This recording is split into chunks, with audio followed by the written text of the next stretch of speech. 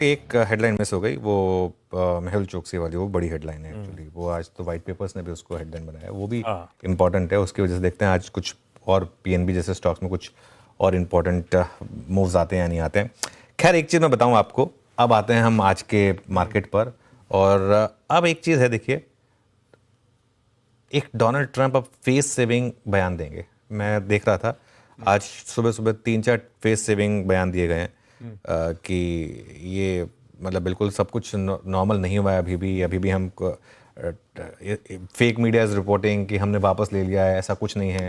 उन्होंने कहा है ट्रूथ सोशल पर कि टैरिफ अभी भी है, वो बिल्कुल वापस नहीं हुआ। 10% जो था वो तो है ही कम से कम, लेकिन फिर भी जो कभी जो 120% कि अभी भी है, और फेक न्यूज़ आपको बोलेगा कि नहीं है, दोज डेज आर ओवर, ये सब। लेकिन फैक्ट ये है कि हार तो मान ली, अब आप अपनी इज्जत बचाने के लिए कुछ ना कुछ बयान देंगे, लेकिन मार्केट समझ चुका है और मार्केट आपको बता भी रहा है। मार्केट कह रहा है हमें नहीं फर्क पड़ता, अब आप ये जो मर्जी लिखें। आपको रियलाइज़ हो गया कि ये नहीं हो सकता। और अरे अरे वो जो हमने उसमें भी दिखाया था, ये एक वर्ल्ड ऑर्डर जो है ना, वो कई सालों से बन रहा है। ऐसा नहीं है, देखिए, एक मैं आपको बताता हूँ, अगर आपने इकोनॉमिक्स पढ़ी हो और अगर आप उसमें जाएं, ग्लोबल ट्रेड शुरू कैसे हुई थी? ग्लोबल ट्रेड शुरू हुई थी एक बार्टर सिस्टम से। बार्टर सिस्टम क्या होता था? हिंदुस्तान में अनाज बनता है, यहाँ पर अगर कपड़े बनते हैं तो आप हमें अनाज दो, हम आपको कपड़े देंगे। वो शुरुआत वैसे हुई थी जब करेंसी वगैरह नहीं होती थी। उसके बाद धीरे धीरे करेंसी आई, ये सब आया, वो सब आया, उसमें फिर सब एक दूसरे से ट्रेड करने लगे। फिर एक स्टेज आई जहाँ पर हमको रियलाइज़ हुआ कि देखिए, आप की कोर स्ट्रेंथ क्या है भाई? आपके यहाँ लेबर चीप है, हमारे यहाँ कोर स्ट्रेंथ क्या है? हमारे यहाँ लेबर चीप है। आप वही चीज़ अगर अमेरिका में बनवाएंगे तो वहाँ पर अगर आप एक पंखा भी रिपेयर करवाएंगे तो पंखे से ज़्यादा कॉस्ट वो रिपेयर करने वाला आके ले जाएगा। तो यहाँ पे क्योंकि लेबर चीप है, यहाँ से मतलब हम हैं, चीन है, वियतनाम है, इंडोनेशिया, बांग्लादेश है, तो ये मैन्युफैक्चरिंग करेंगे। और क्योंकि यूएस में सबसे ज़्यादा ब्रेन ड्रेन होता है, जो सबसे ज़्यादा स्मार्ट लोग होते हैं वहाँ चले जाते हैं, वो व्हाट्सएप, इंस्टाग्राम, फेसबुक, ये सब जैसी या फिर एनवीडिया जैसी कंपनियां बनाएंगी। ये एक वर्ल्ड ऑर्डर था, उसको आप इस तरीके से चेंज नहीं कर सकते। आपको भले ये रिस्क लग रहा हो कि बाकी देशों में पूरी मैन्युफैक्चरिंग शिफ्ट हो रही है, हमारे यहाँ नहीं हो रही, लेकिन ये बाजार आपको बता देता है कि ये वर्ल्ड ऑर्डर इसी वजह से चल रहा है और यही सही था। तो होपफुली वापस वहीं पर आप फोकस करेंगे। अब हमें क्या करना है, अब उस पर आते हैं।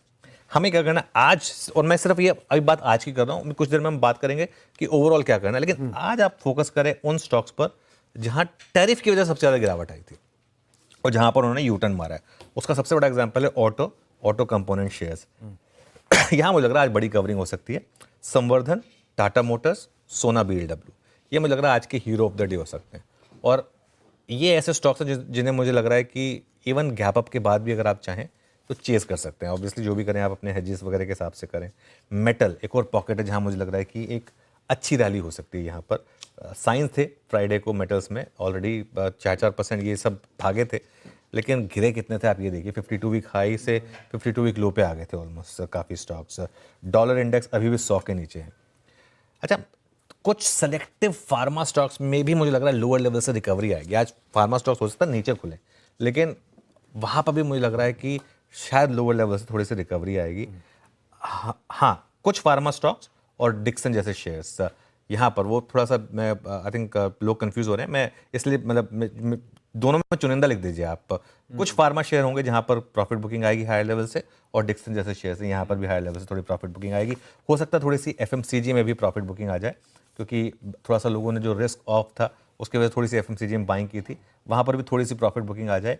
आई थिंक आईटी में शॉर्ट कवरिंग आएगी क्योंकि नैस्डैक वगैरह काफ़ी चले हैं, लेकिन जैसा फ्राइडे को भी हुआ ना, रैली का टिकना बहुत मुश्किल है। आईटी का, आईटी में किसी भी रैली का टिकना मुश्किल है क्योंकि रिस्क अभी भी यूएस में रिसेशन का रहेगा, तो इसकी वजह से ये थोड़ा सा टिकना मुश्किल है यहाँ पर। और मैं एक और चीज़ कह रहा हूँ आपको, मार्केट ने 2 बार रैलियाँ दी थी आपको, अगर आपने नहीं उसमें अपनी पोजीशन हल्की करी, इस बार फंसी हुई पोजीशन से जरूर निकलिएगा। जो खराब स्टॉक्स में आप फंसे हुए हैं ना, उनमें जरूर निकलिएगा, क्योंकि वो भी रैली करेंगे, उसमें जरूर निकलिएगा। हो सकता है मार्केट ही आपको आखिरी मौका दे रहा हो ऐसे खराब शेयरों से निकलने का। बिल्कुल ठीक है। अच्छा, पिछले हफ्ते भी इसका जिक्र हो रहा था। पहले अपन ने बात करी थी, चार्ट्स पे दिखा के आपने कहा था 23,800 पे इन ऑल लाइक्लीहुड हो सकता है ये डबल टॉप फॉर्मेशन है। उसके बाद